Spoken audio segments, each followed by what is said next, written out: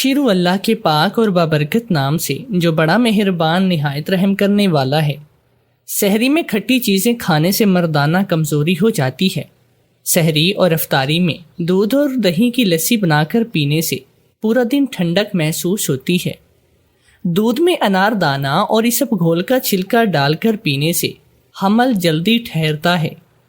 رات کو سوتے وقت دودھ میں شہد ملا کر پینے سے جوڑوں کے درد میں آرام ملتا ہے۔ نہانے سے پہلے ناف میں زیتون کا تیل ڈال کر نہانے سے عمر میں اضافہ ہو جاتا ہے۔ گرم دودھ پینے کے بعد فوراً پانی پینے سے کھانسی ہو جاتی ہے۔ گنڈیریاں چوسنے سے رکا ہوا پیشاب کھل جاتا ہے۔ انگور کا رس گرم کر کے پینے سے آدھے سر کا درد اتر جاتا ہے۔ اگر بلڈ پریشر نارمل نہ رہتا ہو تو اسٹرابری کا رس پینے سے بلڈ پریشر نارمل ہو جاتا ہے۔ مولی کا سالن بنا کر کھانے سے گردوں کی پتھری ختم ہو جاتی ہے۔ گاجر کا جوس پینے سے جسم کے زہریلے مادے ختم ہو جاتی ہیں۔ کھانا کھانے کے فوراً بعد نہانے سے رنگ سانولا ہو جاتا ہے۔ کھانا کھانے کے فوراً بعد پھل کھانے سے معدے کو نقصان پہنچتا ہے۔ کھانا کھانے کے فوراً بعد چائے پینے سے کینسر کی بیماری ہو جاتی ہے۔ کیلے کے چھلکے چبانے سے معدے کی تیزابیت ختم ہو جاتی ہے۔ آلو بھون کر کھانے سے سینہ چوڑا ہوتا ہے۔ رات کو پیٹ پر لہسن اور ادرک کا لیپ کر کے سونے سے بڑا ہوا پیٹ کم ہو جاتا ہے۔ زیادہ دیر تک ایک ہی سمت میں بیٹھے رہنے سے لیکوریا ہو جاتا ہے۔ جو عورتیں بال کھلے چھوڑ کر جماع کرتی ہیں ان میں بانجھ پن کی بیماری ہوتی ہے۔ جو عورتیں چھوٹے کپڑے پہنتی ہیں ان کی اولاد بدنیک پیدا ہوتی ہے۔ شادی شدہ لڑکیاں جو حیض کی وجہ سے پیٹ میں تکلیف اور درد محسوس کرتی ہیں وہ ناریل کے تیل کی مالش کریں۔ اگر ناک موٹا ہے تو ہر روز ناک پر لونگ کا پانی لگانے سے آپ کی ناک پتلی ہو جائے گی۔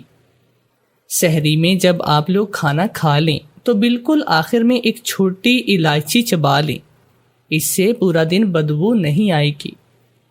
رات کی بچی ہوئی روٹی سحری میں کھانے سے روزے میں کمزوری نہیں ہوتی۔ جس شخص کو بھولنے کی بیماری ہو وہ روزانہ عشاء کی نماز کے بعد 100 مرتبہ درود شریف پڑھا کرے۔ روزے کی حالت میں گوشت میں انجیکشن لگوانے سے روزہ نہیں ٹوٹتا۔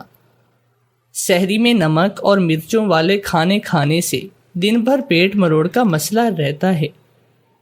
سحری میں کافی یا چائے کا استعمال کرنے سے وزن بڑھتا ہے۔ روزہ کی حالت میں احتلام ہو جائے تو روزہ نہیں ٹوٹتا بلکہ غسل فرض ہو جاتا ہے۔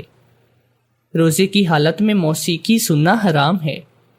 روزے کی حالت میں گالی دینے سے دگنا گناہ ہوتا ہے۔ نیم کے پتوں کو پیس کر اس کا پاؤڈر چہرے پر لگانے سے جھریاں ختم ہو جاتی ہیں۔ پیاز کو کاٹ کر بدن پر مسلنے سے تھکاوٹ دور ہو جاتی ہے۔ آنکھوں میں جلن کا مسئلہ رہتا ہو تو آپ کی نظر کمزور ہو رہی ہے۔ پیشاب کرتے وقت جلن محسوس ہو تو آپ کو مردانہ کمزوری ہے۔ پخانہ تکلیف کے ساتھ آتا ہو تو پیٹ کی بیماریاں شروع ہو جاتی ہیں۔ جس کے دانتوں میں کیڑا لگ جائے اس کا دماغ کمزور ہو جاتا ہے۔ سحری میں دودھ کی کچی لسی بنا کر پینے سے پورا دن پیاس نہیں لگتی۔ رمضان میں افطاری کے وقت لیموں کی سکنجی بنا کر پینے سے پورا دن سینے میں جلن نہیں ہوتی۔ پیٹ کا درد میں خشک پودینہ اور چینی ہم وزن پیس کر مکس کر لیں۔ 1 تا 2 بیج پانی سے بو وقت در استعمال کرنے سے انشاءاللہ فوری افاقہ ہوگا۔ رمضان المبارک میں صحت مند رہنے کے لیے چند آسان ٹوٹکے۔ روزے دار کو کمزور کرنے والی چیزیں: دہی اور لسی کا استعمال، بناسپتی گھی کا استعمال، سحری کے لیے نہ اٹھنا یا سحری میں حد سے زیادہ کھانا، دن میں حد سے زیادہ سونا، حمام جانا اور پانی میں زیادہ دیر تک رہنا، زیادہ چائے پینا، مرچوں یا مسالے دار کھانوں کا استعمال، زیادہ میٹھے کھانوں کا استعمال۔ سحری میں کیا کھانا چاہیے؟ سحری کے وقت کاربوہائیڈریٹ سے بھرپور غذائیں جیسے کہ روٹی اور آلو وغیرہ فائدہ مند ہوتی ہیں۔ جو کہ ہضم ہونے میں زیادہ وقت لیتی ہیں جبکہ جسمانی توانائی کو دیر تک برقرار رکھتی ہیں۔ فائبر سے بھرپور پھل اور اجناس جیسے کیلے، سیب اور جو وغیرہ بھی دیر تک پیٹ کو بھرے رکھتے ہیں جبکہ قبض سے بچانے میں بھی مدد دیتے ہیں۔ تاہم ان کی مقدار زیادہ کھانے سے گریز کرنی چاہیے ورنہ پیاس زیادہ لگتی ہے۔ پروٹین سے بھرپور غذا کو بھی سحری کا حصہ بنانا چاہیے جس میں انڈے، چکن، دہی اور دالیں وغیرہ قابل ذکر ہیں۔ پروٹین سے روزے دار کو جسمانی طور پر متحرک رہنے کے ساتھ ساتھ جسمانی توانائی کو بھی برقرار رکھتے ہیں۔ زیادہ پانی والی غذائیں اور مشروبات وغیرہ بھی سحری کا حصہ بنائے جا سکتے ہیں۔ کھیرے، ٹماٹر اور پانی وغیرہ دن بھر میں جسمانی طور پر سست ہونے نہیں دیتے۔ منہ کی بدبو کیسے دور کریں؟ جب ہم کھانا کھاتے ہیں تو کچھ ذرات ہمارے دانتوں میں پھنس جاتے ہیں اور ان میں سے کچھ ایسے بھی ہوتے ہیں جو برش کرنے کے باوجود نہیں نکلتے۔ دانتوں میں رہنے کی وجہ سے یہ ذرات گل سڑ جاتے ہیں اور منہ سے ناگوار بدبو کا باعث بنتے ہیں۔ کئی کمپنیاں دعویٰ کرتی ہیں کہ ان کا پیسٹ اور اس طرح کی دیگر اشیاء کی وجہ سے دانت صاف رہیں گے، لیکن ان میں موجود کیمیکلز کی وجہ سے دیگر مسائل پیدا ہوتے ہیں۔ آئیے آپ کو قدرتی طریقے سے بنائے گئے نسخے سے منہ سے بدبو ختم کرنے کا آسان طریقہ بتاتے ہیں۔ مسواک کرنا نہ بھولیں۔ کوشش کریں کہ اپنے دانتوں کی صفائی کا خاص خیال رکھیں۔ ہر کھانے کے بعد دانتوں کو برش کریں تاکہ منہ میں کھانے کے ذرات اور بو سے نجات حاصل کی جا سکے۔ زیادہ سے زیادہ پانی کا استعمال۔ اگر آپ کا منہ خشک ہو جائے تو پھر منہ سے بدبو آتی ہے۔ آپ کو چاہیے کہ رات کو اور خاص کر سحری کے وقت پانی کا وافر استعمال کریں۔ پھلوں کا استعمال۔ آپ کو چاہیے کہ چبانے والے پھل کھائیں کہ اس طرح نہ صرف منہ کی ورزش ہوگی بلکہ دانت بھی صاف رہیں گے۔ گاجر، سیب، امرود، ناشپاتی وغیرہ کا استعمال کریں۔ کافی اور چائے کا کم استعمال۔ کافی اور چائے کے استعمال سے نہ صرف دانت خراب ہوتے ہیں بلکہ اس سے منہ سے بھی بدبو آتی ہے۔ تمباکو نوشی سے پرہیز۔ جو لوگ سگریٹ پیتے ہیں ان کے منہ سے ناگوار بو آتی ہے۔ اگر آپ تمباکو کو کسی صورت میں استعمال کرتے ہیں تو فوراً سے نجات حاصل کر لیں۔ خاص کر کے سحری کے وقت سگریٹ نوشی سے پرہیز کریں۔ بعض ادویات ایسی ہوتی ہیں جن کے استعمال سے منہ سے بو آنا شروع ہو جاتی ہے۔ اگر آپ کو کبھی ادویات استعمال کرنے کی وجہ سے ایسا ہو تو پریشان مت ہو اور کچھ دن انتظار کریں اور ساتھ ہی ساتھ دودھ اور دہی کا استعمال کریں۔ یہ مسئلہ حل ہو جائے گا۔ مجھے دوربین سے دوسروں کے گھروں میں دیکھنے کا شوق تھا، اس لیے میں اکثر اپنی کھڑکی سے دوسروں کے گھروں میں دیکھتا۔ میرے گھر کے سامنے ایک بیوہ عورت رہتی تھی جو کام پر جاتے وقت اپنی معذور بچی کو گھر پر تالا لگا کر چھوڑ جاتی۔ وہ بچی اکیلی رہتی۔ ایک بار دوپہر کے 3 بجے اس کے کمرے کی کھڑکی سے میں نے دوربین سے دیکھا تو میرے پیروں تلے سے زمین نکل گئی۔ اس کے ساتھ تو 3 مرد۔ میں حامد 20 سالہ، شوخ اور شرارتی نوجوان تھا۔ میری آنکھوں میں ہر وقت شرارت ناشتی تھی اور میرا دماغ نت نئے ایسے طریقے ڈھونڈتا جس سے کہ لوگوں کو پریشان کر سکوں۔ میں نے 12ویں جماعت پڑھنے کے بعد BBA میں داخلہ کروا لیا تھا۔ میں یونیورسٹی میں آیا تو اپنی خوش شکل کی بدولت سب کے دلوں میں جگہ کر چکا تھا۔ سب کے سامنے میں چپ چاپ شریف انسان بنا رہتا، لیکن جب مجھے موقع ملتا میں ایسی شرارت کرتا کہ اسٹوڈنٹ پریشان ہو جاتے۔ کبھی میں کالج میں چلتے چلتے کسی لڑکی کے بالوں پر چنگم لگا دیتا، کبھی کالج کے واش روم میں لیڈیز اور جینٹس کی تختیاں بدل دیتا اور خود وہیں قریب کتاب منہ کے سامنے رکھ کر اپنی کی گئی شرارت کا تماشا دیکھتا اور میں ہنستا رہتا۔ کبھی کوئی نیو اسٹوڈنٹ کسی ڈپارٹمنٹ کا پوچھ لیتے تو میں غلط بتاتا۔ عجیب بات یہ تھی کہ میں آج تک یہ سب کرتے ہوئے پکڑا نہیں گیا تھا، لیکن ایک بار میری اس شرارت نے جو مذاق میری زندگی کے ساتھ کیا شاید سن کر آپ کے رونگٹے کھڑے ہو جائیں گے۔ اس واقعے نے تو میری زندگی یکسر بدل کر رکھ دی۔ میں بھول گیا تھا کہ شرارت کہتے کسے ہیں، ہنسی مذاق ہوتا کیا ہے۔ آج بھی مجھے وہ بات یاد آتی ہے تو میرا تنفس بری طرح سے بگڑنے لگتا ہے، میری آنکھوں سے آنسو بہنے لگتے ہیں، میرا وجود کانپ جاتا ہے۔ میں کئی راتیں سکون سے سو نہیں پاتا، برا وقت لگتا ہے مجھے سنبھلنے میں۔ جی تو میں آپ کو بتا رہا تھا کہ میں بہت ہی شرارتی ہوا کرتا تھا۔ میں اپنے والدین کا اکلوتا بیٹا تھا، اس لیے ان کا بہت ہی لاڈلا بھی تھا۔ اس لیے میری شرارتوں پر میرے والدین مجھے نہیں زیادہ ڈانٹتے تھے۔ گرمیوں دوپہر میں اکثر ہمارے محلے کی گلیوں میں سناٹا چھایا رہتا۔ جب میں تپتی دھوپ میں اپنے گھر میں داخل ہوتا تو سامنے اپنے اکلوتے ماموں کو دیکھ کر حیران بھی ہوا کرتا تھا اور میں خوش بھی ہوتا کیونکہ وہ کینیڈا سے آئے ہوئے تھے۔ وہ بنا پیشکشی اطلاع کے ہی پہنچے تھے۔ ان کی آمد ہمارے لیے سرپرائز تھی۔ وہ بس چند دن کے لیے آئے تھے، پھر انہوں نے نانا نانی کے پاس اسلام آباد چلے جانا تھا۔ میری تو خوشی کی کوئی انتہا نہ رہی۔ کھانا کھانے کے بعد ماموں نے اپنا بیگ کھولا اور سب کو تحفے تحائف دینے لگے۔ میں بڑے اشتیاق سے دیکھ رہا تھا کہ ماموں میرے لیے کیا لائے ہیں۔ ماموں نے مجھے ایک دوربین تو دے دی، مجھے وہ دیکھ کر حیرت سی ہوئی تھی۔ میں کیا کوئی بچہ تھا جو دوربین سے آسمان کے پرندے دیکھ کر خوش ہوتا؟ مجھے اپنا تحفہ ذرا بھی پسند نہیں آیا۔ میں نے کہا ماموں یہ آپ میرے لیے کیا اٹھا کر لائے ہیں؟ وہ کہنے لگے کہ بہت اچھی اور مہنگی دوربین ہے، رکھ لو میاں حامد، جس عمر میں تم ہو نا تانک جھانک کرنے میں کام آئے گی۔ یہ بات مجھ سے ماموں نے بڑی رازداری میں کی تھی۔ یہ سن کر تو مجھے جیسے ایک نیا شغل سا مل گیا تھا۔ وہ دوربین واقعی ہی کوئی عام سی دوربین نہیں تھی، بڑی کمال کی چیز تھی۔ سب سے پہلے تو میں نے ریٹائرڈ انور صاحب کے گھر پر جھانکنا شروع کیا، کیونکہ بڑے اصول پرست اور سخت مزاج قسم کے شخص تھے۔ مجھے تو دیکھتے ہی لیکچر دینا شروع کر دیتے تھے، چونکہ پورے محلے میں ہمارا ہی مکان 2 منزلہ تھا، اس لیے وہاں سے دیکھنے پر سامنے کے گھر صاف دکھائی دیتے تھے۔ چونکہ پورے محلے میں ہمارا ہی مکان 2 منزلہ تھا، اس لیے وہاں سے دیکھنے پر سامنے کے گھر صاف دکھائی دیتے تھے، اور دوربین سے تو کمرے کی ہر چیز واضح نظر آتی تھی۔ میں نے جب ریٹائرڈ صاحب کے کمرے کی 1-2 چیز کو دوربین کی مدد سے صاف طور پر دیکھا تو دل ہی دل میں ماموں کو ڈھیرے دعائیں دی تھی۔ وہ دوربین چیزوں کو اس قدر قریب سے دکھائی دیتی کہ کمرے میں موجود بک شیلف پر رکھی کتابوں کے نام تک میں بڑے آرام سے پڑھ سکتا تھا۔ ریٹائرڈ صاحب بھی اپنی راکنگ چیئر پر بیٹھے کتاب پڑھ رہے تھے۔ مجھے خیر ان کے اس کام میں ذرا بھی دلچسپی نہ تھی۔ میں نے دوربین کو دوسرے گھروں کی جانب کیا تو برابر والے گھر میں اشرف انکل اپنی سوئی ہوئی بیگم کو جگانے کی کوشش کر رہے تھے، اور وہ مسلسل ان کا ہاتھ جھٹک رہی تھی۔ رات کے اس پہر شوہر بیوی سے ایسی چھیڑ چھاڑ کیوں کرتا ہے؟ مجھے اچھی طرح سے اندازہ تھا اس سے پہلے کہ کوئی فلمی سین شروع ہو جاتا۔ میں نے فوراً دوربین کا رخ بدل لیا تھا اور خود کو سرزنش بھی کی کہ نہیں حامد میاں، بری بات ہے، کسی کی اس طرح کی پرائیویسی دیکھنا گناہ ہے۔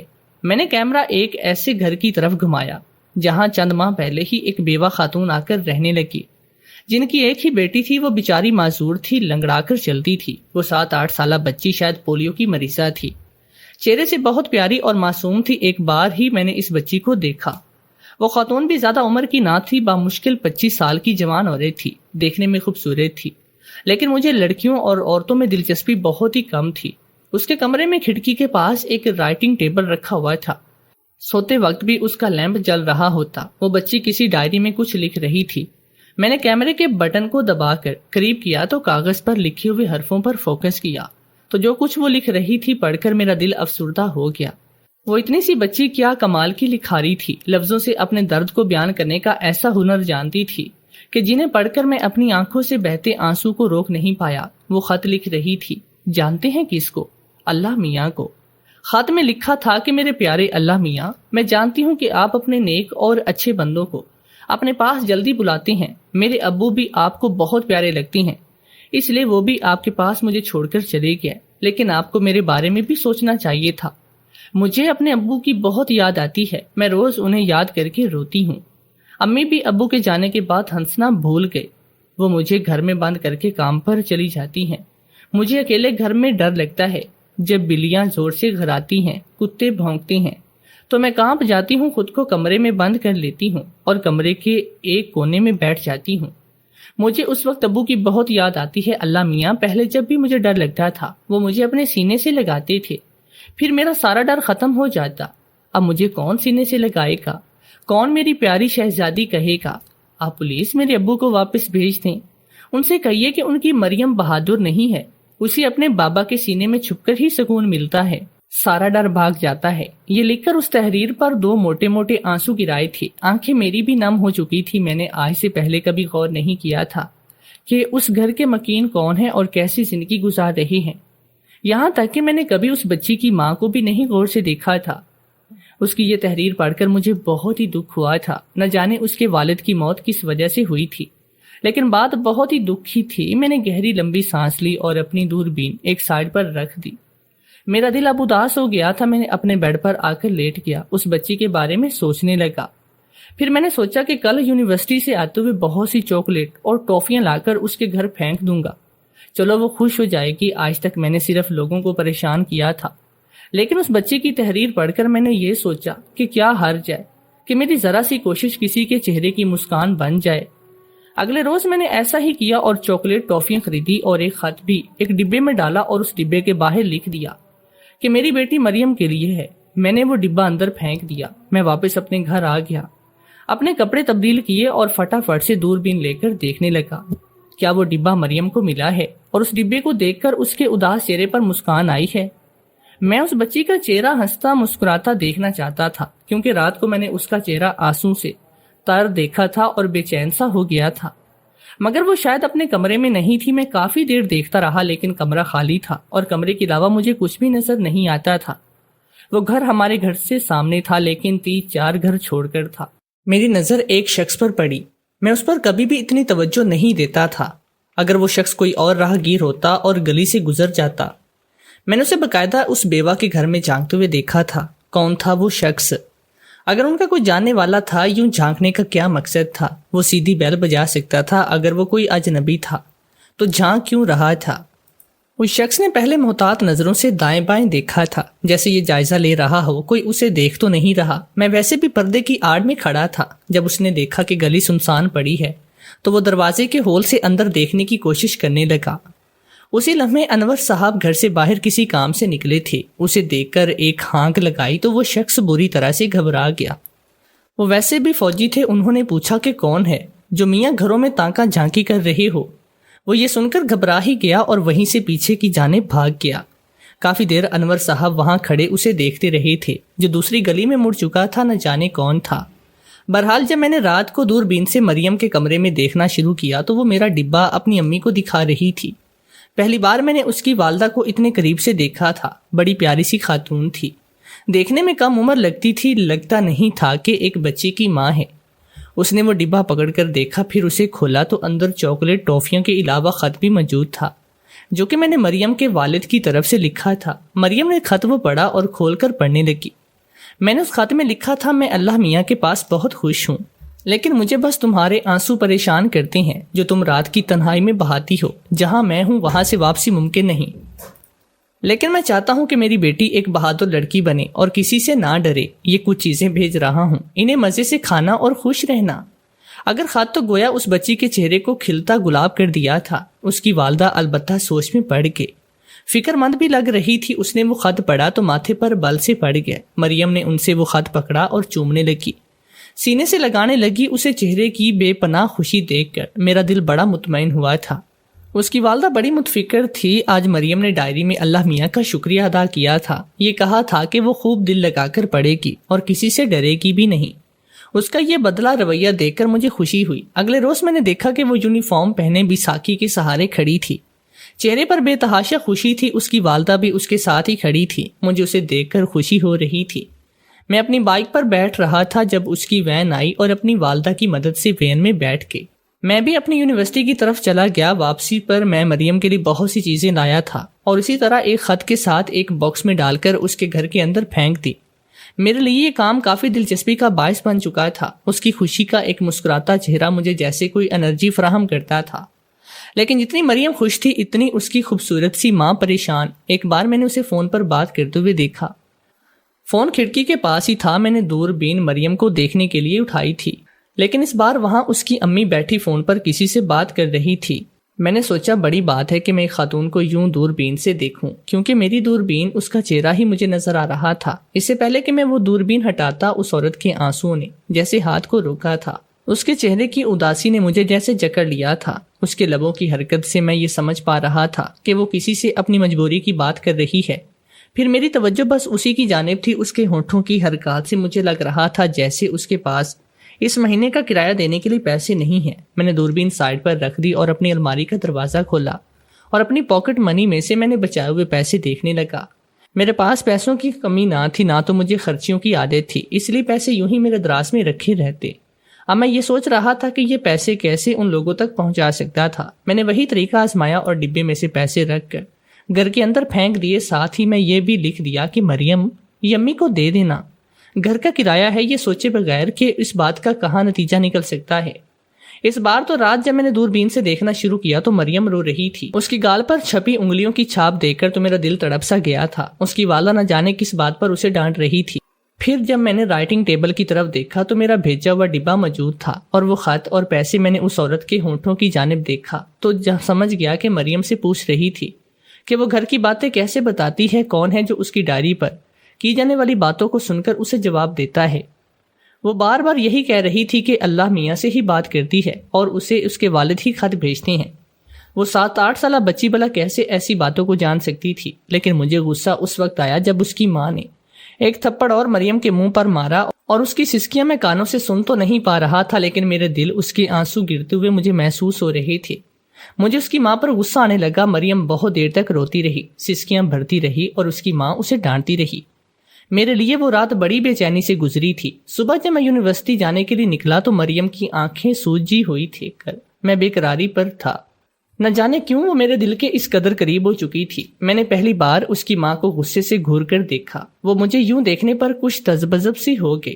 میرے لیے ان کے گھر کا فون حاصل کرنا مشکل امر نہ تھا۔ مجھے مریم سے بات کرنی تھی۔ میں نے دوربین سے دیکھتے ہوئے اس وقت فون کیا جب مریم ڈائری لکھ رہی تھی اور ساتھ رو بھی رہی تھی۔ اس کی والدہ سو چکی تھی۔ میں نے فون کیا تو مریم نے فون اٹھایا۔ اس کے نام لہجے میں کہے ہیلو سن کر مجھے دکھ سا ہوا تھا۔ وہ مجھ سے پوچھ رہی تھی میں کون ہوں۔ ہیلو کون؟ پہلے تو مجھے یہ سمجھ نہیں آیا کہ جواب کیا دوں۔ پھر میں نے کہا تمہارا بابا۔ یہ سن کر مریم کے بہتے آنسو رکے تھے اور اس وقت مجھے یہی خواہش تھی کہ میری وجہ سے اس کے آنسو رک جائیں تاکہ میں بھی سکون سے سو سکوں۔ یہ سن کر اس نے ایک پل برجستہ پیچھے پلٹ کر دیکھا، شاید اپنی سوئی ہوئی ماں کو دیکھ رہی تھی۔ میں نے کہا کیا بات ہے مریم، میری جان رو کیوں رہی ہو؟ میری بات پر وہ اپنے آنسو پونچھنے لگی۔ نہیں بابا میں رو تو نہیں رہی۔ میں نے کہا تمہاری ماں نے کل ڈانٹا تھا نا تمہیں۔ میری بات پر اس نے اس بات میں سر ہلا دیا اور کہنے لگی آپ جہاں چاہ چکے ہیں وہاں سے کوئی خط نہیں بھیجتا، کوئی بھی چیزیں اور پیسے نہیں بھیجتا۔ مما نے مجھے بہت مارا تھا بابا، وہ کہتی ہیں کہ میں نہ جانے کس سے اپنے گھر کی باتیں بتاتی ہوں۔ وہ دھیرے دھیرے بات کر رہی تھی۔ میں نے اسے کہا کہ وہ پریشان نہ ہو اور میری کال کے بارے میں بھی کچھ نہ بتائے۔ پھر تو مریم سے روز بات کرنے لگا، اس سے اس کی پسندیدہ چیزیں پوچھ کر اسے اسی ڈبے میں بھیج دیتا۔ ایک بار پھر میں نے اس شخص کو ان کے گھر میں جھانکتے ہوئے دیکھا تھا۔ پتہ نہیں وہ کون تھا اور کیوں جھانکتا تھا۔ اس بار میں نے اسی شخص کو مریم کی والدہ سے بات کرتے ہوئے بھی دیکھا تھا۔ پتہ نہیں کون تھا، اب تو مجھے تشویش ہی ہونے لگی۔ آج کل میں اس شخص کو روز ہی مریم کے دروازے کے پاس دیکھنے لگا۔ ایک بار میں اپنے گھر سے باہر نکل کر اس شخص کے پاس ہی آ گیا۔ میں نے اسے پوچھا وہ کون ہے اور کیوں بار بار اس کے آس پاس منڈلا رہا ہے۔ بجائے مجھے جواب دینے کی وہ وہاں سے بھاگ گیا۔ میں سوچنے لگا کہ آخر وہ کیوں اس گھر کے اندر جھانکنے کی کوشش کرتا تھا، نہ چاہتے ہوئے بھی میرے لیے اس گھر کے مکین اپنے سے ہونے لگے تھے۔ مجھے لگتا تھا کہ مریم میری ذمہ داری ہے۔ وہ مجھ سے اپنے دل کی باتیں کرنے لگی تھی۔ ایک بار میرے والد نے مجھے اپنے دوست کے آفس کسی کام میں بھیجا۔ میں جب انکل احسان کو ابو کا پیغام دے کر ان کے آفس سے باہر نکلا تو سامنے مریم کی والدہ کو دیکھ کر میں ٹھٹک گیا۔ وہ وہاں پر جاب کرتی تھی بجائے باہر جانے کے۔ میں احسان انکل کے آفس دوبارہ چلا گیا اور اس عورت کے بارے میں پوچھنے لگا۔ وہ کہنے لگے کہ اس عورت کا شوہر ان کی کمپنی میں ہی کام کرتا تھا۔ ایک بار ان کی فیکٹری میں آگ لگ گئی تو بہت سے ملازمین اس آگ کی لپیٹ میں آ کر مر گئے۔ اس عورت کا شوہر بھی اسی حادثے کا شکار ہو گیا۔